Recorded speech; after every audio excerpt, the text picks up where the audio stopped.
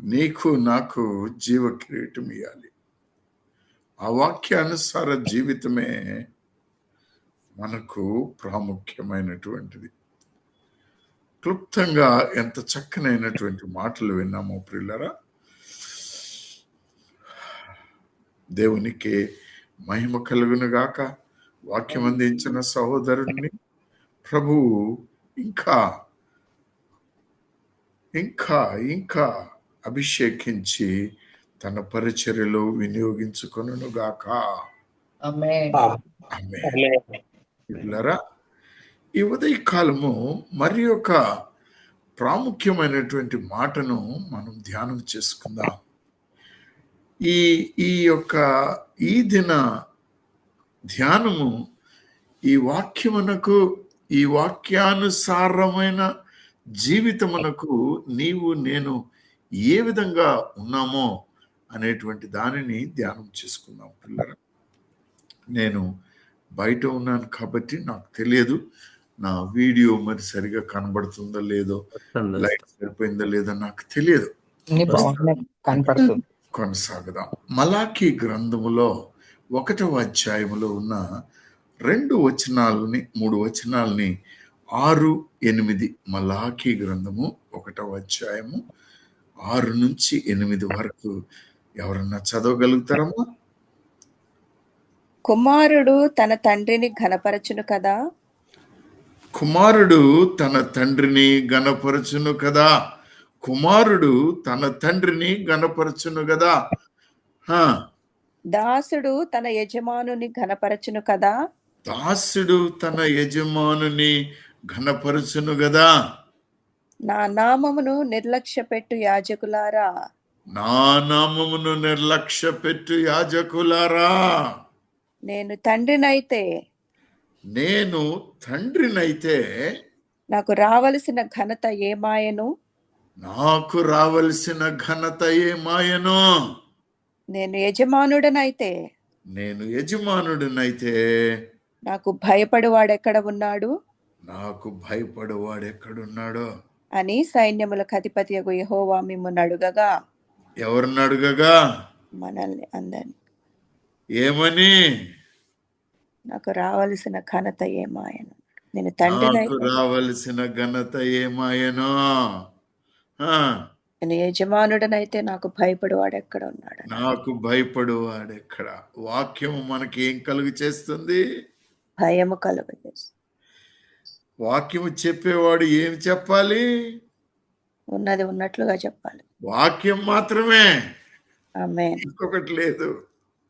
చక్కనైనటువంటి మాటలు ప్రియులరా. ఇక్కడ ఈ ప్రశ్న ఏమిటి అని అంటే, God deserves and delights in your best. God delights and desires your best. నీలోని ప్రతి శ్రేష్టమైనది దేవునికి చెందినది, లేకపోతే ఇవ్వవలసి ఉన్నది, దాని యందు దేవుడు ఆనందిస్తాడు. నీలో ఉన్న ప్రతి శ్రేష్టమైనది దేవునికి సమర్పించాలి. ఆయన ఈ సమర్పణకు అర్హుడు. ఈ సమర్పణతో ఆయనను నీవు ఆనందింప చేయగలుగుతావు. నీకు కూడా తద్వారా గొప్ప ఆశీర్వాదం కలుగుతుంది ప్రియులారా. అందుకనే సామెతలు గ్రంథము 3వ అధ్యాయము 9వ వచనము 10వ వచనం చూస్తే ఈ మాట మరి ఒక విధంగా చెప్తాడు. చూడండి ఒకసారి. సామెతలు 3, 9, 10. నీ రాబడి అంతటిలో ప్రథమ ఫలమును, నీ రాబడి అంతలో ప్రథమ ఫలమును, నీ ఆస్తిలో భాగమును ఇచ్చి యెహోవాను ఘనపరచుము. ఆస్తిలో భాగమును ఇచ్చి యెహోవాను ఘనపరచుము. యెహోవాను ఘనపరచుము. ప్రియమైనటువంటి వారలారా, యెహోవాను ఘనపరచాలి అని అంటే నీలోని ప్రతి ఈవిని, నీ శరీరములోని ప్రతి అవయవమును శ్రేష్టమైనది ఏమున్నదో దానిని తీసుకొచ్చి ఆయనకు సమర్పించుకోవాలి.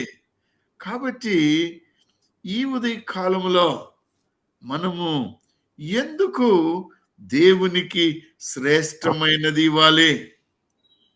దేవునికి శ్రేష్టమైనది ఎందుకు ఇవ్వాలి? రెండవది, అసలు ఏమి ఇవ్వమని దేవుడు చెప్తున్నాడో, దేవుడు ఏమి ఇవ్వమని చెప్తున్నాడో, ఆ పరిస్థితుల్లో మనలో ఉన్నటువంటి శ్రేష్టత ఏమున్నది? విశ్వాసులుగా మనలో ఏమి శ్రేష్టత ఉన్నది? ఎలా దేవునికి సమర్పించుకోవాలి? బైబిల్ గ్రంథములో ఒక్కొక్కరు ఏ విధంగా ఆయనను మహిమపరిచారో, ఘనపరిచారో ఈ 4-5 మాటలను మనము మరి ధ్యానము చేసుకోవడానికి దేవాతి దేవుని చేత నేను అడుగుతున్నాను. ప్రియులారా, తండ్రిని కుమారుడు ఏం చేస్తాడు? ఘనపరచాలి. మనము మన తండ్రిని ఘనపరచాలనా వద్దా? ఘనపరచాలి అమ్మా, ఘనపరచాలి అంకుల్. ఘనపరచాలి, తండ్రిని ఘనపరచాలి. ఎక్కడ ఉంది నీవు ఆయన ఘనతను ఎక్కడ పెట్టావు? మిగిలిన వాటిల్లోన ఒక 5 నిమిషాలు 10 నిమిషాలు రావాలి, పోవాలి, వెళ్ళిపోవాలి, నా పని నేను చేసుకోవాలి. ప్రియమైన వారలారా, ఈ మాటలు నేను ధ్యానము చేస్తున్నంత కాలము చాలా భయం కలిగింది. ఎందుకు ఇలాంటి భయం కలుగుతుంది అని నన్ను నేను వెతుక్కున్నప్పుడు, ప్రశ్నించుకున్నప్పుడు సమాధానము దొరకలేదు. కానీ ఈరోజు సహోదరుడు అన్నగారు సుందరరావు గారు మాట్లాడేటప్పుడు వాక్యము ఉన్నది ఉన్నట్టుగా నీకు అర్థమైతే నీలో భయము, వణుకు కలుగుతుంది. దేవాతి దేవుడు ఈ ఉదయ కాలం మనలను తన పరిశుద్ధాత్మతో అభిషేకించి మనందరి నోటి మాటలు, హృదయపు ధ్యానములు ఆయన దృష్టికి అంగీకారము చేసుకొనుగాక. వీళ్ళకు రాసిన పత్రిక 12వ అధ్యాయము 1వ వచనం చూడండి. కాబట్టి సహోదరులారా అన్నప్పుడు ఇక్కడ సహోదరులు కూడా ఇందులో పాలుభాగస్తులే. పరిశుద్ధమును దేవునికి అనుకూలమునైన సజీవ యాగముగా మీ శరీరములను ఆయనకు సమర్పించుకొనుడని దేవుని వాత్సల్యమును బట్టి మిమ్మును బతిమాలుకొనుచున్నాను. ఏమి సమర్పించాలంటమ్మా? మీ శరీరములను. మీ శరీరములను. ఇందులో డబ్బులున్నాయా? లేవు. ఆస్తుందా? లేదు. ప్రియమైనటువంటి వాళ్ళరా, దేవాతి దేవుడు నిన్ను సృష్టించాడు. తన సృష్టి నిన్ను పేరు పెట్టి పిలుచుకున్నాడు. ఆయనకి ఆయన సొత్తు ఇవ్వడానికి మనం ముందుకు రాకపోతే అది న్యాయమా? ఏమ్మా, అది న్యాయమా? ప్రకటన గ్రంథము 4వ అధ్యాయము 11వ వచనం చూడండి. ఆ 24 పెద్దలు సింహాసనమునందు ఆసీనుడై ఉండువాని ఎదుట సాగిలపడి యుగ యుగములు జీవించుచున్న వానికి నమస్కారము చేయుచు, ప్రభువా మా దేవా, నీవు సమస్తమును సృష్టించితివి, నీ చిత్తమును బట్టి అవి ఉండెను, దానిని బట్టియే సృష్టింపబడెను, కనుక నీవే మహిమ ఘనత ప్రభావములు పొందనర్హుడవని చెప్పుచు తమ కిరీటములను ఆ సింహాసనము ఎదుట వేసిరి. ఆమేన్. ఆమేన్. ప్రియమైన వారులారా, మీ భౌతికమైన తండ్రి, ఈ లోక తండ్రి బహుశా శ్రేష్టమైన వాడే కావచ్చు. నన్ను నేను నా తండ్రి గురించి ఆలోచించుకున్నప్పుడు ఆయన చివరి దినములలో యవ్వనస్తుడుగానే 32 సంవత్సరాలలోనే ప్రభువు దగ్గరికి తిరిగి వచ్చాడు తన జీవితాన్ని మార్చుకొని. కానీ నేను ఆయనను ఎక్కువగా చూడలేకపోయాను. 4-5 సంవత్సరాలే. కానీ ప్రియులరా, ఈ ఈ లోకపు తండ్రి, లేకపోతే నీకు జన్మనిచ్చిన తండ్రి నీ యొక్క గౌరవమునకు అర్హుడు. ఆయన మంచివాడైనా చెడ్డవాడైనా గౌరవమునకు అర్హుడు. కానీ నీ పరలోకపు తండ్రి, నీకు నిత్య జీవం ఇచ్చేటువంటి తండ్రి, సర్వ సృష్టికర్త అయిన తండ్రి ఎంత గొప్పవాడో. పెద్దలు వెళ్ళి ఆయన దగ్గర సాష్టాంగ పడడానికి ముందుగా తమ కిరీటాలని, అంటే తమ యొక్క హోదాలను, అయ్యా నేను దేనికి కొరగాని వాడనని చెప్పి, యుగ యుగములకు నీవే దేవుడు అని చెప్పి ఆయనను ఘనపరిచారు. మరి నీవు నేను ఆయనను ఘనపరుస్తున్నామా? ఆ పరిస్థితుల్లో ఏదో ఒక్కసారి ఒక నిమిషం దేవా స్తోత్రములు, హల్లెలూయా, వెళ్ళిపోయాం, మళ్ళా ఏదో ముందుకు కొనసాగుతున్నాం. ఇది నిజమా? నీ జీవితంలో ఇలాగా ఉందా? నీవు నిజముగా ఆయనని మహిమపరుస్తున్నావా లేదా? నీవు తెలుసుకోవాలి పిల్లరా. నీవు తెలుసుకోవాల్సిన అవసరత ఉంది. నిన్ను నీవు పరిశీలించుకోవాలి. ఈయన సర్వ సృష్టికర్త. ఆది కాండము 1వ అధ్యాయం 1వ వచనంలో మనకు తెలుసు ఆయన సృష్టికర్త. కొలస్సీలకు రాసిన పత్రిక 1వ అధ్యాయము 16-17 వచనాలు చూస్తే, ఎందుకు నీ యొక్క శ్రేష్టమైనటువంటి దానిని ఆయన అర్హుడై ఉన్నాడో నీవు సమర్పించవలసి ఉన్నావో నీకు అర్థమవుతుంది. కొలస్సీ 1వ అధ్యాయం 16-17. ఏలయనగా ఆకాశమందున్నవియు భూమి అందున్నవియు దృశ్యమైనవి కాని అదృశ్యమైనవి కాని, అవి సింహాసనములైనను ప్రభుత్వములైనను ప్రధానులైనను అధికారములైనను సర్వమును ఆయన యందు సృజింపబడెను. సర్వమును ఆయన యందు సృజింపబడెను. సర్వమును ఆయన ద్వారాను ఆయనను బట్టియు సృజింపబడెను. ఆయన అన్నిటికంటే ముందుగా ఉన్నవాడు, ఆయనే సమస్తమునకు ఆధారభూతుడు. ఆమేన్. హల్లెలూయా. ఇప్పుడు అర్థమైందా అండి మనకు ఎందుకు మనము ఆయనకి ప్రశస్తమైనది తీసుకొని వెళ్ళి ఇవ్వాలను? అర్థమైందా? కాలేదమ్మా? అర్థమైంది. ఆయన సర్వ సృష్టికర్త, అన్నిటినీ సృజించినటువంటి వాడు. ప్రియమైనటువంటి వారులారా, సజీవ యాగముగా మన శరీరములను ఆయనకు సమర్పించుకొనుడి. దేవుని వాత్సల్యమును బట్టి మిమ్మును బతిమాలు కొనుచున్నాను అంటూ ఒక మాట చెప్తాడు భక్తుడు. ఇట్టి సేవ మీకు యుక్తమైనది. ఇట్టి సేవ మీకేంటమ్మా? యుక్తమైనది. ప్రియులారా, ఒక్క మాటను నేను వాక్యం నుంచి ప్రక్కకొచ్చి మీతో మాట్లాడుతున్నాను. ఏమిటి అని అంటే, ఒకరిని మీ ఇంటికి భోజనానికి పిలిచారు అనుకుందాం. ఒక మీ బంధువునో స్నేహితుడినో మీ ఇంటికి భోజనానికి పిలిచారు.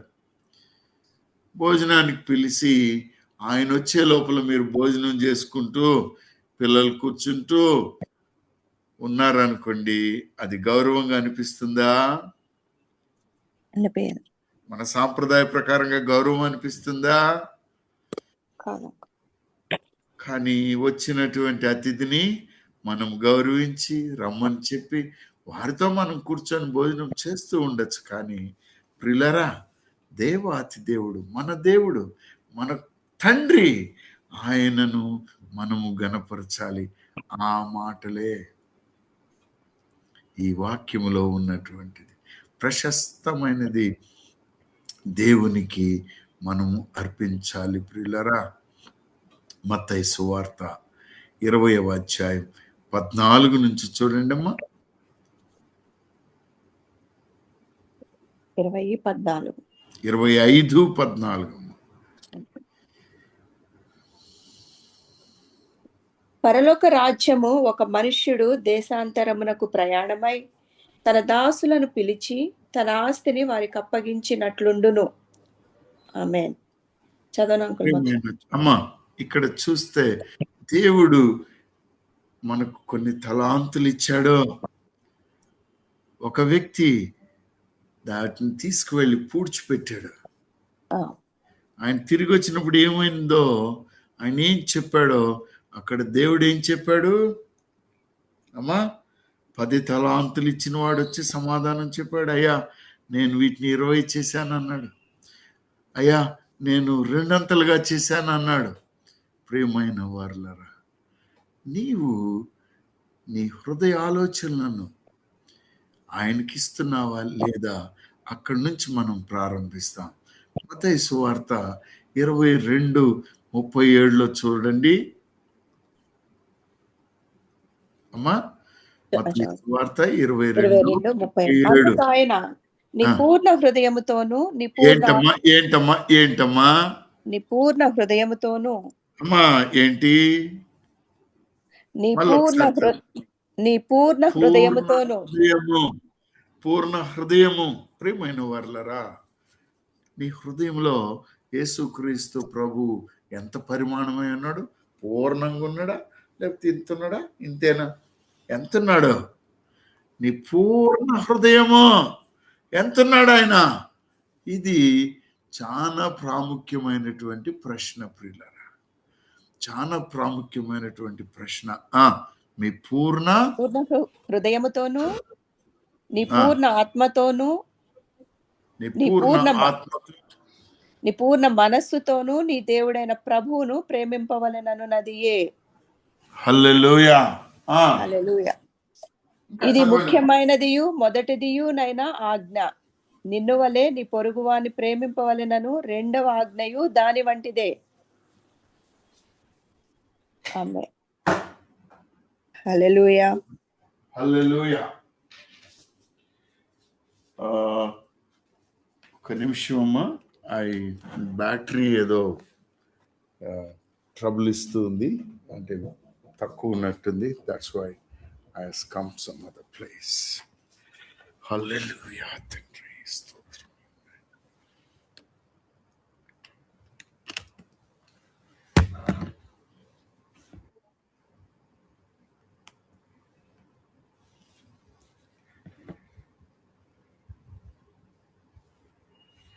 ప్రియమైనటువంటి వారలారా,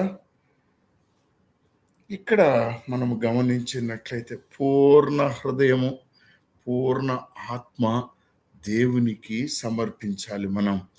మనము ఆ సంపూర్ణమైనటువంటి దానిని సమర్పించకపోతే మరి అది దేవునికి ఇచ్చినట్ట, ఆయన గణపరిచినట్ట అలా కుదురుతుందంటారా? కుదురుతుంది, చేయాలి అంతే.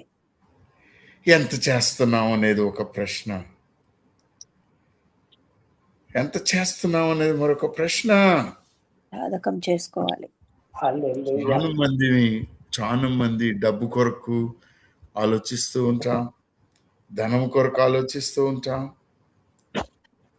కానీ ఇది ఒక నమ్మకముగా నిన్ను సృజించిన దేవునికి నీవు సమర్పించుకోవడం, నీలోని ప్రశస్తమైన దానిని, నీ హృదయాన్ని ఆయనకి సమర్పించుకోవాలి. నీ సమయాన్ని ఆయన కొరకు హెచ్చించాలి. నీ తలాంతును ఆయనకి సమర్పించుకోవాలి, ఆయనకి స్తుతి యాగము చేయాలి.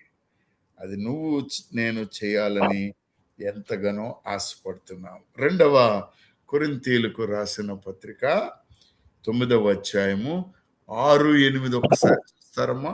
2వ కొరింథీయులకు రాసిన పత్రిక 9వ అధ్యాయం 6-8. హల్లెలూయా. కొంచెముగా విత్తువాడు కొంచెముగా పంట కోయును, ఇక్కడ ఎందుకు ఈ మాట చెప్తున్నానంటే, నువ్వు సంపూర్ణంగా విత్తావనుకో, సంపూర్ణ ఆశీర్వాదం నీకో. నీవు ఏదో ఒకటి తీసుకొచ్చాం, పోయాం, గుడికి పోయాం, అన్నిటికీ మిగిలినాయి ఇంతే అని అనుకుంటే కాదు ప్రియులారా. నీవు ఎంత విత్తుతావో అంత పంట కోస్తావు. నువ్వేం చేస్తావో అంత ఆశీర్వదించబడతావు. What's the Dzire? నీ హృదయ యోచన ఏమై ఉంది? నువ్వేం ఆశపడుతున్నావు? కొద్దిగా దేవుడు నన్ను ఆశీర్వదిస్తే చాలు అనుకుంటున్నావా? విస్తారమైన ఆశీర్వాదం కావాలని కోరుకుంటున్నావా? ఏమ్మా, ఏం కోరుకుంటున్నావు?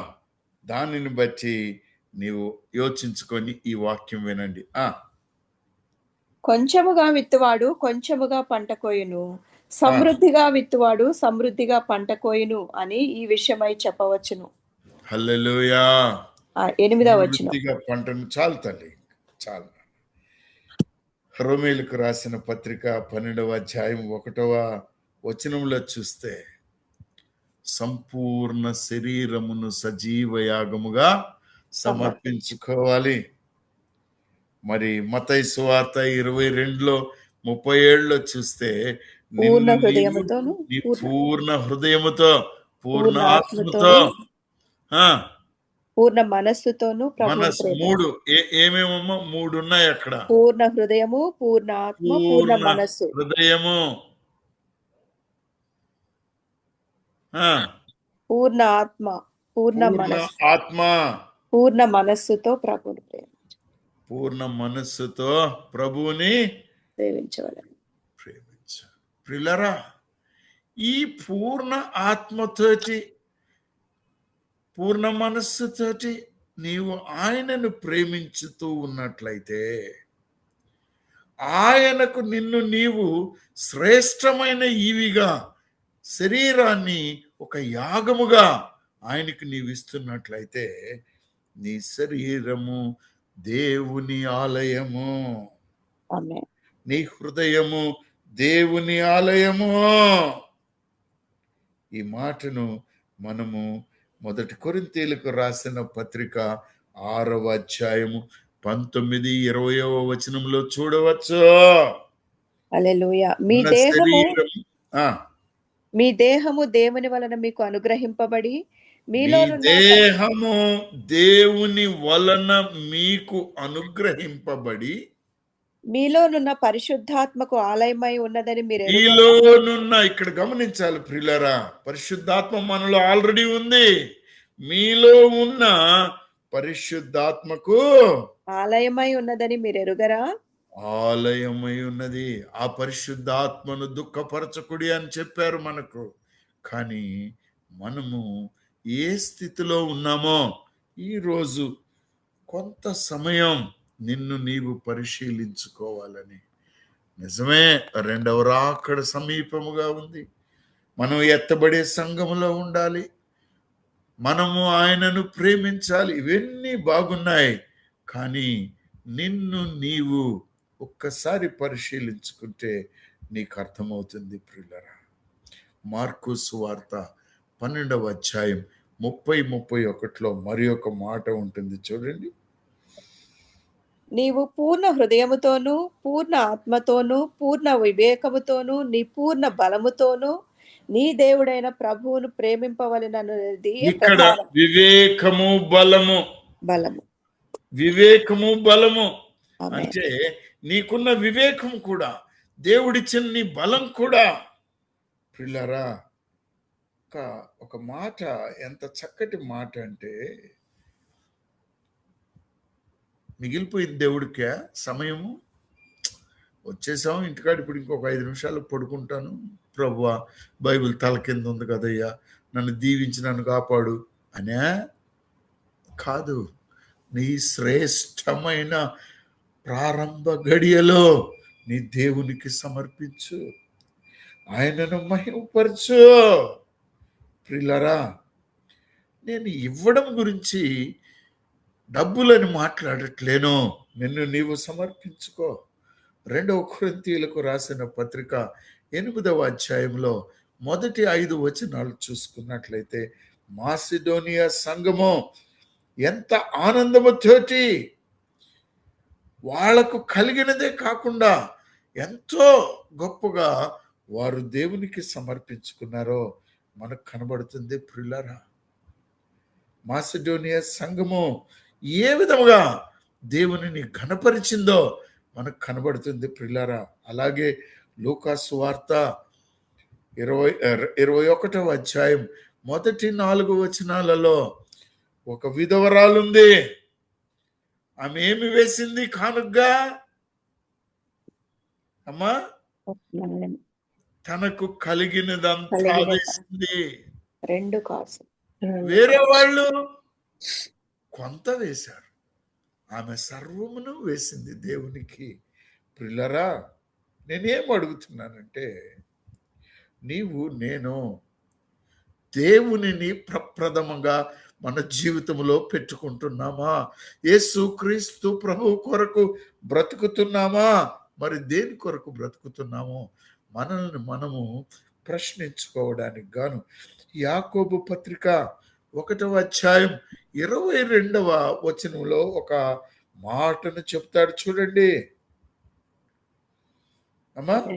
మీరు వినువారు మాత్రమై ఉండి మిమ్మును మీరు వినువారు మాత్రమై ఉండి మిమ్మును మీరు మోసపుచ్చుకొనకుండా వాక్య ప్రకారము ప్రవర్తించువారునై ఉండుడి. వాక్య ప్రకారము ప్రవర్తించువారునై ఉండుడి. ప్రియులారా, సహోదరుడు సుందర్రావు గారు చాలా సూటి అయిన వాక్యం తీసుకొచ్చి బాణము హృదయములోనికి వెళ్ళినట్టు, మనస్సులోనికి వెళ్ళినట్టు పరిశుద్ధాత్మని శక్తితో మనలో వేస్తాడు.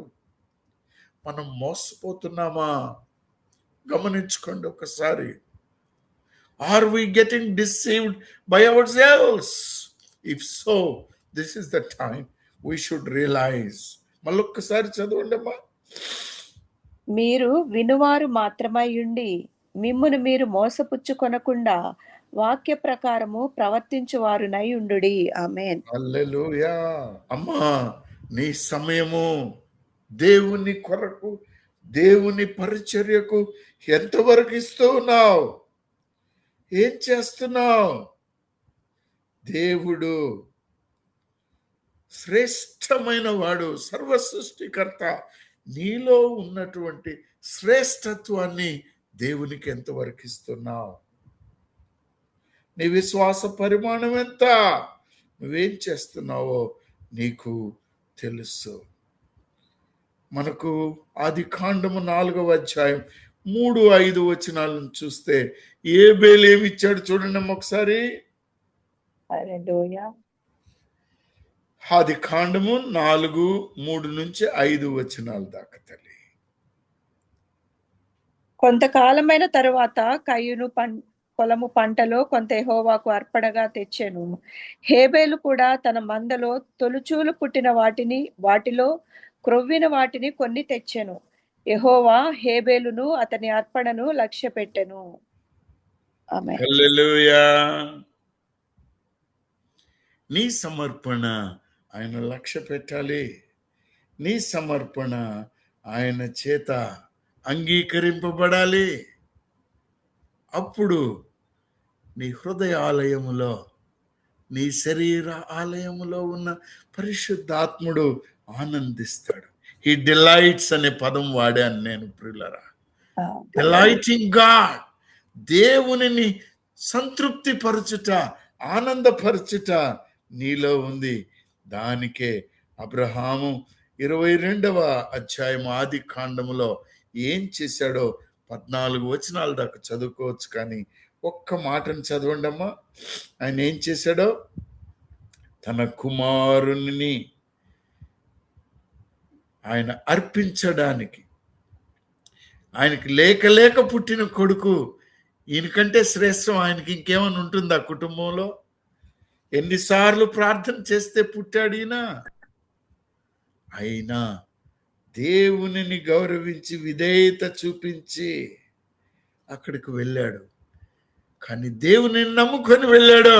అయ్యా, నువ్వు నాకు ఇచ్చావు, నువ్వు అడిగావు, వస్తున్నాను నీ దగ్గరకని.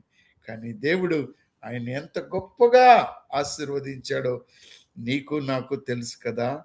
ఆయన గొప్ప దేవుడో, మహిమ కలిగిన దేవుడో.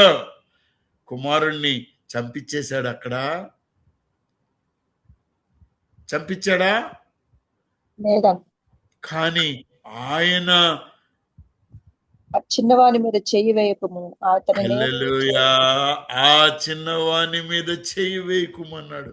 కానీ ప్రియులరా, ఇక్కడ నేను చెప్పాలని ఆశపడుతున్న మాట, తన ప్రియ కుమారుడైన యేసు క్రీస్తు ప్రభువుని నిన్ను నన్ను రక్షించడానికి ఆ సిలువ మీద ఆయనను సాళ్ళుగా ఆయన శరీరము దున్నబడుతూ ఉన్నా, కొరడాలతో కొట్టబడుతూ ఉన్నా, ఉమ్మి వేస్తున్నా, అవమానపరుస్తున్నా, అక్కడ మరి ఇంకొక పొటేలునో ఇంకొక దాన్నో తీసుకొచ్చాడా? లేదు. తన కుమారుని ద్వారా మనకు రక్షణనివ్వాలి కాబట్టి, మనలను వెలకట్టి కొనాలి కాబట్టి, ఆ కుమారుని ఆయన సమర్పించాడు, యాగము చేశాడు, సమర్పణ యాగము. మరి నీవు నేను ఏమిస్తున్నామో గమనించుకోవాలి ప్రియులరా. యాకోబు ఆది కాండము 28, 20 నుంచి 22 దాకా ఒకసారి చూడండి. ఏమిచ్చాడైనా?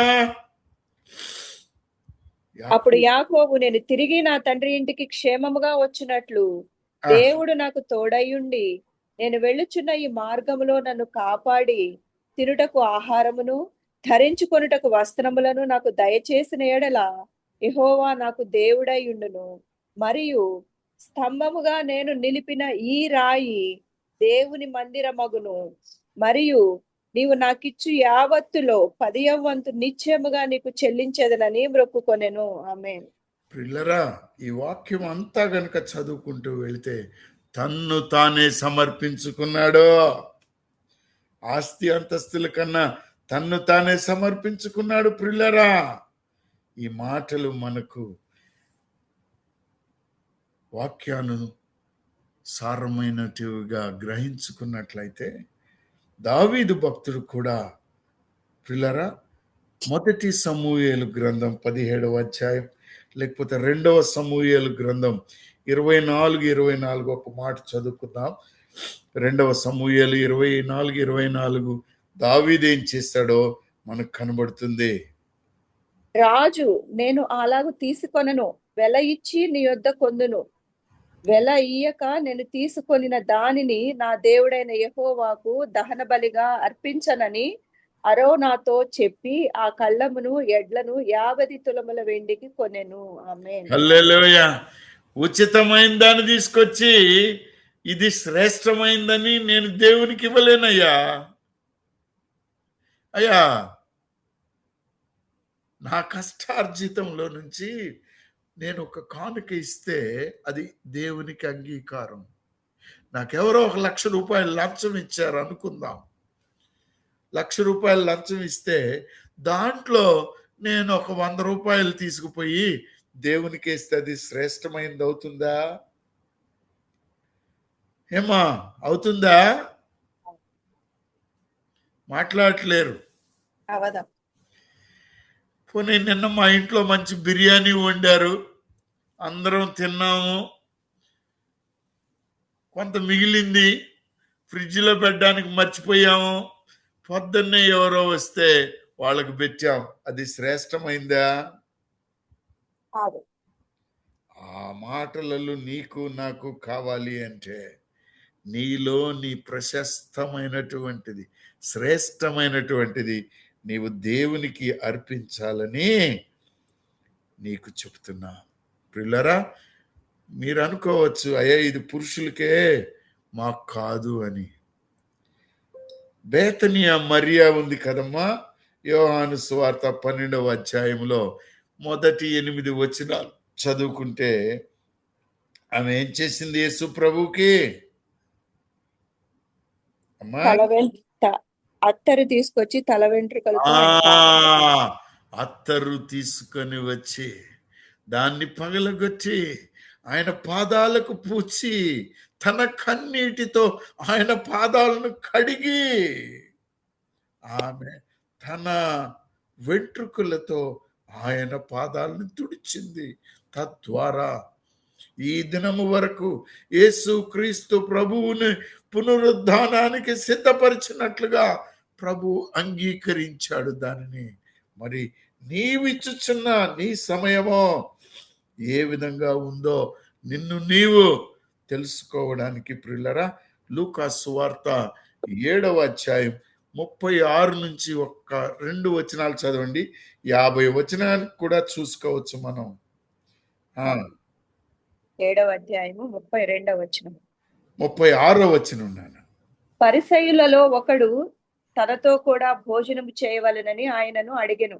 ఆయన ఆ పరిసయ్యుని ఇంటికి వెళ్లి భోజన పంక్తిని కూర్చుండగా ఆ ఊరిలో ఉన్న పాపాత్మురాలైన ఒక స్త్రీ యేసు పరిసయ్యుని ఇంట భోజనమునకు కూర్చున్నాడని తెలుసుకొని ఒక బుడ్డిలో అత్తరు తీసుకొని వచ్చి వెనుక తట్టు ఆయన పాదముల యొద్ద నిలువబడి ఏడ్చుచు కన్నీళ్లతో ఆయన పాదములను తడిపి తన తల వెంట్రుకలతో తుడిచి ఆయన పాదములను ముద్దు పెట్టుకొని ఆ అత్తరు వాటికి పూసెను. ఆమేన్. ఆమేన్. ఈ పనులు చేయడం వలన ప్రియులరా, నీకు దేవాతి దేవుడు మూలవాక్యములు అడుగుతున్నాడు, నాకు రావలసిన ఘనత ఏది? నాకు రావలసిన ఘనత ఏది అని అడుగుతున్నాడు. ఎందుకో తెలుసా? మనం ఆయన్ని ఘనపరిస్తే ఆయన మనల్ని ఆశీర్వదిస్తాడు. మలాకి గ్రంథం 3వ అధ్యాయం 10వ వచనం చూడండి. మలాకి గ్రంథం 3వ అధ్యాయం 10వ వచనము. నా మందిరములో ఆహారముండునట్లు నా మందిరములో ఆహారముండునట్లు 10వ భాగమంతయు మీరు నా మందిరపు నిధిలోనికి తీసుకొని రండి. దీని చేసి మీరు నన్ను శోధించిన ఎడల నేను ఆకాశపు వాకిండ్లను విప్పి పట్టజాలనంత విస్తారముగా దీవెనలు కుమ్మరించదనని సైన్యములకు అధిపతి యెహోవా సెలవిచ్చుచున్నాడు. ఏమిప్పుతాడంటమ్మా ఆయన? ఆకాశం వాకిళ్ళు ఆకాశ ద్వారము అన్నాడు అక్కడ. అసలు ఆ ద్వారం లేక మనం పోయామా ఇప్పుడు దాకా ఎప్పుడన్నా? అమ్మా, ఆ ద్వారం కనబడిందా నీకెప్పుడన్నా? ప్రియులరా, సామెతలు గ్రంథం 3వ అధ్యాయం 9-10లో ఇంకొక మాట ఉంటుంది చూడండి. హల్లెలూయా. నీ రాబడి అంతటిలో ప్రథమ ఫలమును నీ ఆస్తిలో భాగమును ఇచ్చి యెహోవాను ఘనపరచుము. అప్పుడు నీ కొట్లలో ధాన్యము సమృద్ధిగా నుండును, నీ గానుగులలో నుండి క్రొత్త ద్రాక్షారసము పైకి పొరలి పారును. ఆమేన్. హల్లెలూయా. నీవు శ్రేష్టమైనది దేవునికి ఇస్తే, నీ శ్రేష్ట జీవితాన్ని ఆయనకు సమర్పిస్తే ఆయన అత్యంత శ్రేష్టమైన దాన్ని నీకు ఇస్తాడు ప్రియులరా, నీకు ఇస్తాడు. 2వ కొరింథీయులకు రాసిన పత్రిక 9వ అధ్యాయము 6 నుంచి 11 వరకు చూడండి. కొంచెముగా విత్తువాడు కొంచెముగా పంట కోయును, సమృద్ధిగా విత్తువాడు సమృద్ధిగా పంట కోయును అని ఈ విషయమై చెప్పవచ్చును. సనుగు కొనకయు చాలు నాన్న, సమయం అయిపోతుంది.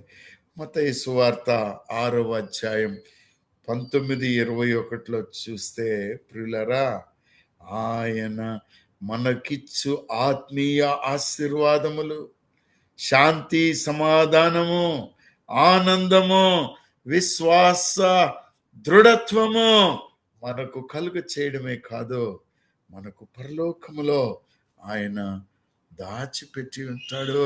చూడండి ఒకసారి ఏముంది అందులో. భూమి మీద మీ కొరకు ధనమును కూర్చుకొనవద్దు, ఇక్కడ చిమ్మెటయు తుప్పును తినివేయును, దొంగలు కన్నము వేసి దొంగిలెదరు, పరలోకమందు మీ కొరకు ధనమును కూర్చుకొనుడి. అచ్చటి చిమ్మెట అయినను తుప్పె అయినను దాని తినివేయదు. దొంగలు కన్నము వేసి దొంగిలరు. నీ ధనం ఎక్కడ ఉండునో అక్కడనే నీ హృదయము ఉండును. దేహమునకు నీ దీపము నీ కన్నే కనుక నీ కన్ను తేటగా ఉండిన ఎడల నీ దేహమంతయు వెలుగుమయమై ఉండును. ఆమేన్. హల్లెలూయా. నీవు వెలుగులో ఉన్నావా, చీకట్లో ఉన్నావా? ఒక్కసారి నువ్వు మోకాళ్ళు వేస్తే నీకు అర్థమవుతుంది. నువ్వు దేవునికి ఏమిస్తున్నావు? ఆయన నామాన్ని ఘనపరుస్తున్నావా? ఏం చేస్తున్నావు? నిన్ను నీవు తెలుసుకోవడానికి ఒక మాట ప్రియులరా, ఆయన మనకు అనేకమైన తలాంతులు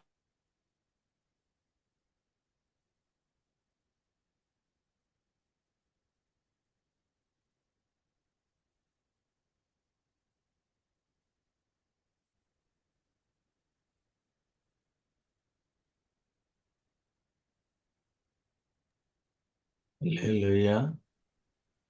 హల్లెలూయా.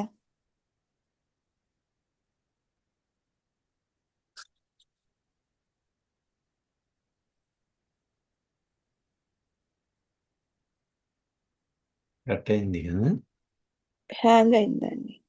ఇదేనా.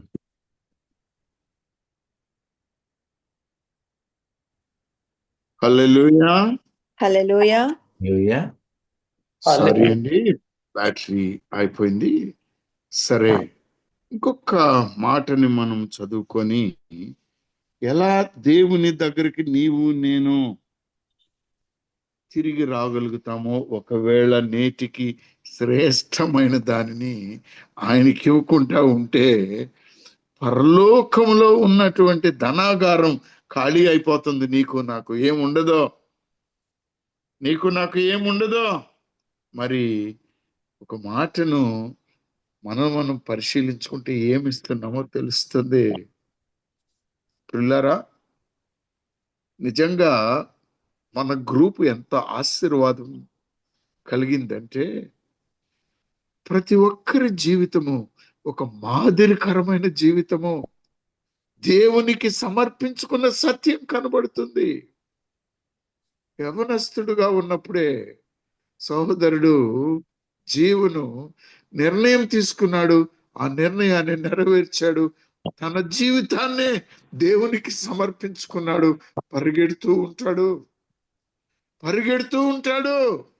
ఆయన వాక్యాన్ని ప్రకటించడానికి పరిగెడుతూనే ఉంటాడు. మరి ఆయన సమర్పణకి, నీ సమర్పణకి, నా సమర్పణకి తేడా ఏమిటో నీకు నాకు అర్థం కాదా? మనకు ఆ వివేచన లేదా? మనకు ఆ జ్ఞానము లేదా? ఉన్నది. తన ఆరోగ్యం ఎలా ఉన్నా, కుటుంబ పరిస్థితులు ఎలా ఉన్నా పరిగెడుతూ, మరి సహోదరుడు సుందర్రావు గారు వేకునే ప్రొద్దున్నే సిద్ధపడి ఆ వాక్యం ఎత్తుకొని మనకు సమర్పిస్తున్నది మరి ఆయన చేస్తున్న సమర్పణ కాదా? నాకు వయసు అయిపోయింది, లేకపోతే ఇంకొకటి కాదు. ప్రియులరా, నీ వయసుతో ఏమడిగాడు ఆయన? నువ్వు ఉన్న కాడనే నిన్ను నీవు దేవునికి సమర్పించుకో. వచ్చిన వారికి ఒక్క మాట చెప్పు. ఆ మాటకు వస్తే ఏ ఒక్కరు కాదు, ఏ ఒక్కరు తక్కువ కాదు. గ్రూప్ లో ఉన్న వారందరూ అదే. కానీ యువతి కాలం నేను నిన్ను అడుగుతున్నాను, దేవునికి శ్రేష్టమైనది ఇస్తున్నావా, లేకపోతే మిగులు ఉన్న దాన్ని ఇస్తున్నావా? ఏం చేస్తున్నావో ఒక్కసారి యెషయా గ్రంథం 1వ అధ్యాయం 16 నుంచి 18 వచనాలు ఒకసారి చూసుకుందాం. యెషయా గ్రంథం మిమ్మును కడుగుకొనుడి, మిమ్మును కడుగుకొనుడి, శుద్ధి చేసుకొనుడి. మీ దుష్క్రియలు నాకు కనబడకుండా వాటిని తొలగింపుడి. కీడు చేయట మానుడి, మేలు చేయ నేర్చుకొనుడి. న్యాయము జాగ్రత్తగా విచారించుడి. హింసించబడు వానిని విడిపించుడి. తండ్రి లేని వానికి న్యాయము తీర్చుడి. విధవరాలి పక్షముగా వాదించుడి. యెహోవా ఈ మాట సెలవిచ్చుచున్నాడు, రండి మన వివాదము తీర్చుకుందము. మీ పాపములో రక్తము వలె ఎర్రనివైనను అవి హిమము వలె తెల్లబడును, కెంపు వలె ఎర్రనివైనను అవి గొర్రె బొచ్చు వలె తెల్లవగును. తెల్లని వగును. ఆమేన్. ఇది నా మాట కాదు, నా మాటలో ఏమీ బలము లేదు. ఇది వాక్యము. ఆ వాక్యము నుంచే నీతో మాట్లాడుతున్నాను ప్రియులారా. కానీ ఒక మాటను మాత్రం మిమ్మల్ని అడుగుతున్నాను నేను. ఏంటి అంటే, నీవు దేవునికి నీలో ఉన్న శ్రేష్టమైన జీవితమును, శ్రేష్టమైన అవయవముగా ఆయనకు సమర్పించుకుంటున్నావా, లేక మిగులువాసిగా, లేకపోతే ఆచారములను బట్టి ఏదో గుడికి పోయాను, వస్తున్నాను, పోతున్నాను, నాకేంటి అనే మాటల్లో ఉన్నావా? అలా అయితే దేవుడు మరలా నిన్ను ప్రశ్నిస్తున్నాడు. సర్వ సృష్టికర్త నిన్ను అడుగుతున్నాడు. He deserves the best and delights in the best of your life. నీ జీవితమును ఆయనకు సమర్పించుకో. లేకపోతే నిబ్బరమైన బుద్ధి గలవారై మెలకువగా ఉంటేనే నీవు ఈ ధన్యతను పొందుకుంటావు. ప్రధాన కాపరి ప్రత్యక్షమైనప్పుడు వాడబారిని మహిమ కిరీటం పొందుకుంటావు. లేకపోతే మీ విరోధి అయిన అపవాది సాతాను గర్జించు సింహము వలె ఎవరిని మింగుదునా అని వెతుకుచున్నాడు. ఈ మాటలు ప్రియులారా, నీకు ఒక చక్కనైనటువంటి మాటగా 1 పేతురు పత్రిక 5వ అధ్యాయము 2వ వచనంలో, నీ బలి ఆయనకు అక్కర్లేదు,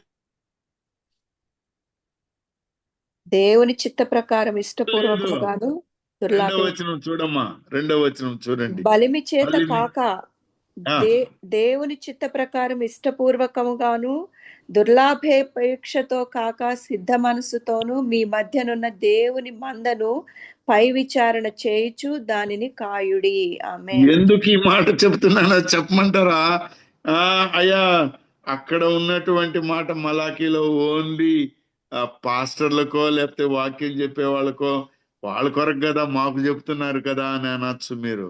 కాదు ప్రియులారా, ప్రతి విశ్వాసి ఆయన పరిచారకుడే, ప్రతి విశ్వాసి ఆయన శిష్యుడిగా మారాడు, ఆ బాధ్యతను మనకు అప్పగించాడు. 3వ వచనం చూడమ్మా. మీకు అప్పగింపబడిన వారి పైన ప్రభువులైనట్టు ఉండక మందకు మాదిరులుగా ఉండుడి. హల్లెలూయా. మందకు మాదిరిగా ఉండుడే. ప్రధాన కాపరి ప్రత్యక్షమైనప్పుడు మీరు వాడబారని మహిమ కిరీటము పొందుదురు. ఆమేన్. మీరు మహిమ కిరీటము పొందుదురు. అయ్యా, ఈ ఉదయ కాలంలో మరి దేవునికి నీ సమర్పణ ఏమిటి? నీ సమర్పణ ఏంటి? చక్కగా కీర్తనలు పాడతాం. నావన్నీ అంగీకరించు మీ దేవా, నన్నెప్పుడు నీవు కరుణించు మీ. నా వెండి కనకంబు నా తండ్రి గై కొనుమని ఏమంటారు? ఏం గైకోమంటారు ఆయన్ని? నా వెండి కనకం. కనకం అంటే బంగారం. అమ్మా, ఒక్క మాట అడుగుతాను, దయచేసి క్షమించండి. పాట పాడుతున్నాం గట్టిగా, కంటత కూడా వచ్చేసింది నాకు చిన్నప్పటి నుంచి. ఎవరన్నా వెండి బంగారాలు తీసిపోయి దేవుడికి వేశారమ్మా కానుగ్గా? అవన్నీ మన చేతుల్లో, మన మెళ్ళల్లో, మన అల్మారాలో, మన బ్యాంక్ లాకర్లో ఉంటాయి. కానీ దేవునికి వేసేది ఏమిస్తున్నా? ఒక మాటను చూడండి ప్రియులారా, ఆయనకు ఏ దోషము లేనటువంటిది, శ్రేష్టమైనటువంటిది అప్పగించాలని పాత నిబంధనలో లేవి కాండం 22-21లో నీవు చేసుకున్న మొక్కుబడిని చెల్లించడానికి స్వేచ్ఛార్పణముగా, సమాధాన బలి రూపంగా మనం ఆయనకు సమర్పించుకోవాలి.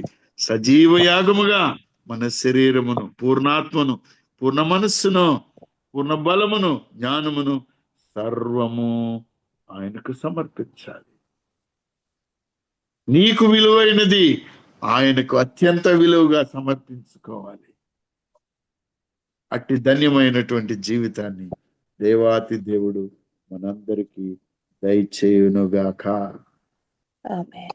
విధవరాలి గుణం, తనకు కలిగిన సర్వస్వమును దేవునికి సమర్పించుకునేటువంటి ధన్యత మనందరికీ దయచేయునుగాక. రోమీలకు రాసిన పత్రిక 12వ అధ్యాయములో మీ శరీరములను ఆయనకు సజీవ యాగముగా సమర్పించుకొనుడి. అది ఆయన అంగీకరించు కృప. అట్టి కృప మనందరికీ ఆయనకు సమర్పించుకుంటే దేవుని వాత్సల్యమును బట్టి మనల్ని అడుక్కున్నటువంటి ఆ భక్తుల ఆశ ఈ ఉదయకాలంలో మిమ్మల్ని నేను అడుగుతున్నాను. అట్టి ధన్యమైన జీవితంలోనికి మనమందరము నడిచేలాగున దేవాతి దేవుడు దీవించునుగాక. ఆమేన్. ప్రార్థన చేసుకుందామా అండి? మహోన్నతుడా, సర్వోన్నతుడా, సర్వశక్తిమంతుడు అయిన దేవ,